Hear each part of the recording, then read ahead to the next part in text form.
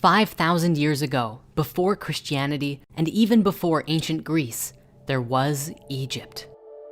This was one of the earliest civilizations we know of today, and their culture was rich in knowledge, ancient sciences, and mystic spirituality.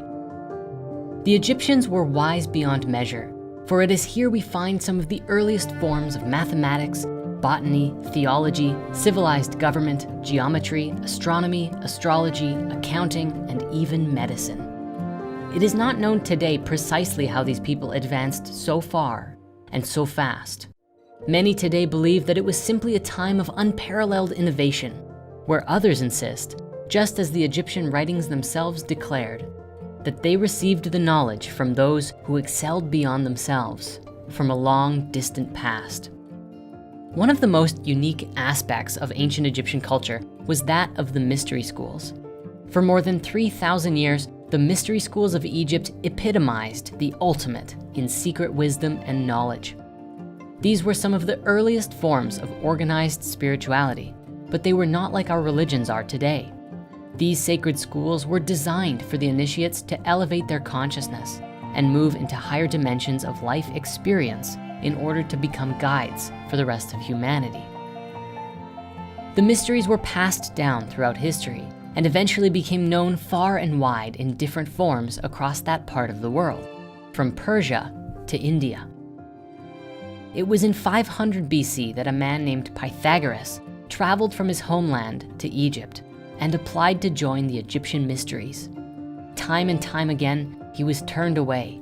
He was told that unless he completed a 40-day meditation of fasting while practicing a specific breathing technique, he would not be allowed to enter. When he completed this trial, he arrived at the temple gates and spoke, "You are not allowing Pythagoras in. I am a different man. I am reborn. You were right and I was wrong, because then my whole standpoint was intellectual. Through this purification, my center of being has changed. Before this training, I could only understand through the intellect, through the head. Now I can feel. Now truth is not a concept to me, but a life." Pythagoras spent many years learning from the Egyptians, and it wasn't until about 36 years later that he returned to his homeland of Samos, where he established a new mystery school of his own, modeled after his experiences in Egypt.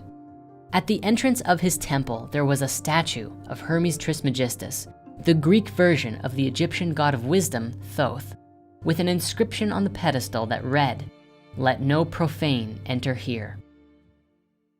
The mysteries exploded in popularity across the Greco-Roman Empire over the next 500 years, which we can see in the writings of many ancient philosophers today.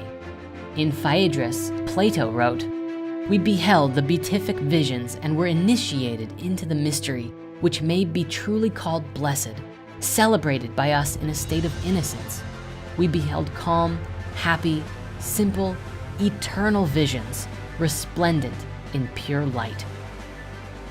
The mysteries were a safe and sacred space, a place where people were transformed from being ordinary people to enlightened and awakened beings, instruments of transformation and elevation for all of humanity. So then, what happened to them? Where are they today? It is in ancient Greece that we find the transition from the mysteries to what we know today as modern-day religion. Nearly 2,000 years ago, a transformation of culture and social leadership took place, centered around the birth of a new faith called Christianity. When Christianity first emerged, it was very intertwined with the mysteries. Today, we call this particular aspect of Christianity Gnosticism. It was a mystic Christianity, which took many of the great wisdom teachings that came before it and merged it with Judaism. However, in about 300 AD, a power struggle ensued.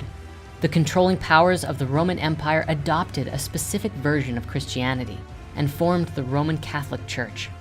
These political leaders demonized the mystery practices and forced people to conform to their specific version of Christianity, one that was not mystical, disregarding the spiritual transcendence of the individual in favor of worship to a separate deity, whereby personal elevation was only made available to you by those who had power and authority over you. Even language changed to fit this new doctrine. Today, we find the origin of the word demon, which today means evil spirit, a twisted version of the Greek daimon, meaning guiding spirit, often describing a being much like an angel, and sometimes even the higher self. For nearly 1,000 years, the practices of the mysteries went unspoken and undiscussed, save for scarce biblical references that identified them as heresies. Until, during a period today we know as the Renaissance, literally meaning rebirth or revival, many writings of the Greek philosophers, including those attributed to the wise Hermes, were rediscovered, and slowly but surely, a more mystical interpretation of the philosophy began to return to the world. Fast forward to today, humanity is exploding with innovation and new discoveries. The birth and adoption of the internet has become so widespread that it has completely transformed the way that humans live. However, this newfound interconnection reflects to us, all of us, including our darkness. There's room for everything on the internet, it seems. Some use it for humanitarian work, others for personal gain. And of course, there are always the trolls who take to the web to spread fear, negativity, and hate. As a reflection of the human mind, there has never been so much organized chaos in human history. Yet, out of the chaos, we create order. We do this by purposefully creating with loving intent, giving of ourselves, learning and growing, and remembering who we are and where we came from. This becomes possible when we return to the mysteries.